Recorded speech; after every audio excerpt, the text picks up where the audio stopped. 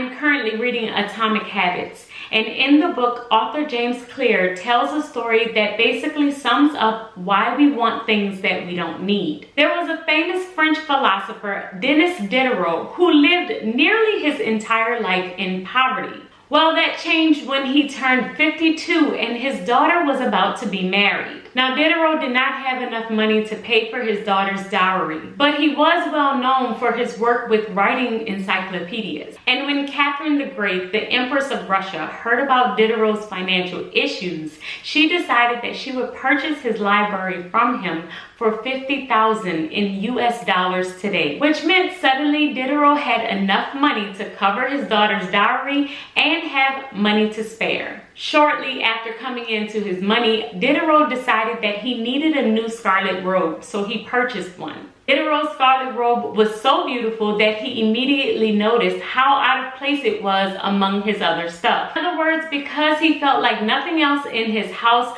was beautiful enough to match his robe, he felt the urge to buy other things. So he replaced his old rug with a new one from Damascus. He bought sculptures, a new kitchen table, a new mirror for the top of his mantle, and he replaced his straw chair with a leather one. One reactive purchase just led to another, and nowadays we have coined this term, the Diderot effect. The Diderot effect states that once you purchase one thing, it often can create a spiraling effect that makes you purchase a bunch of other things to go along with it. And as a result, we end up buying things that we never felt like we needed before we made the original purchase. Now, I know I have fallen victim to the Diderot effect many times in my past. As soon as I purchased my car, I immediately wanted other little things to go inside it. An extra umbrella, a first aid kit, a pocket knife, and the list goes on. Now, when I had my old car, I never felt the need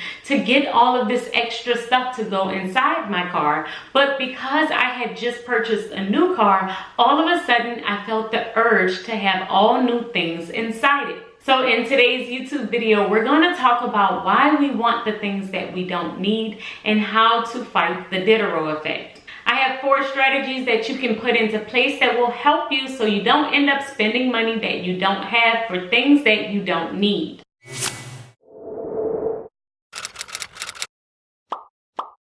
So let's get into the 4 things that you can do in order to help you stop buying things that you don't need. Number 1, become aware that it is happening. We all know that this is happening. However, sometimes it is a very difficult concept to grasp. But 80% of what we do with our money is all in our heads. It is based on solely our mindset. So if you could step out of yourself and actually observe why you are making a purchase, then this could be a game changer in how you handle your money. Making this observation could be as simple as looking at an item and deciding if you actually need it or if you just want it because it has been introduced to you. For example, if I'm thinking of like my new car purchase, when I purchased the car, I know that I needed the car. However, did I need all of the extra stuff that went inside it? I absolutely did not need those things because I already had those things in my old car. So being conscious of those decisions could be a major game changer in how you handle the Diderot effect. Number 2, analyze the full cost of a future purchase. In analyzing the future cost of a purchase, you are basically looking at how much a specific item costs and if purchasing that specific item will cause you to purchase other things. For instance, if you're walking through a store and they are having a sale, then that might be an amazing sale and you may want to purchase a new outfit. However, if purchasing that outfit causes you to purchase a purse and shoes in addition to the outfit, then now the entire cost has gotten much more expensive. So if purchasing the outfit, which will cause you to purchase the shoes and the handbag, is way too much for your budget, then it is wise not to purchase the outfit at all. Now, I know this is a difficult concept to grasp because if I have the money to purchase the outfit,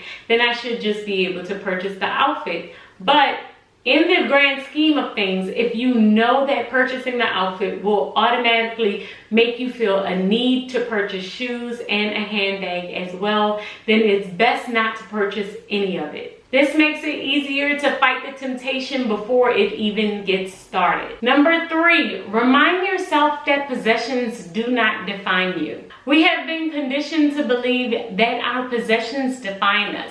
Marketers have been putting this into our mind for years, which causes us to overconsume. We constantly define ourselves by what car we drive, where we live, and even what school our kids attend. And this could really deeply affect how we make our purchases. Feeling like your purchases are a direct link to your status is a setup for failure. So staying connected to what truly matters and knowing that the abundance of life does not come from your possessions is the best way to fight overconsumption. One thing that helps me stay connected and grounded is journaling. Journaling keeps me grateful and feeling super blessed about where I am currently in life. Staying present and grateful will definitely remind you that possessions don't mean anything. And number 4, buy things based on their usefulness rather than their status. You want to purchase things that just enhance the quality of your life, not based on the label, but based on how it can help improve your life overall. So you're purchasing a car for the ease of transportation. It may not matter the style or the type of car that you get, but for the usefulness of that car. And if you go after usefulness, then you'll stop trying to impress people with the things that you have, and you'll more impress them with the quality of your life, how happy you are, and how kind you are to others. So guys, I hope these 4 tips have helped you, and knowing that basically everything that we talked about today is all about mindset. If you focus on being grateful, happy, and blessed with your current life,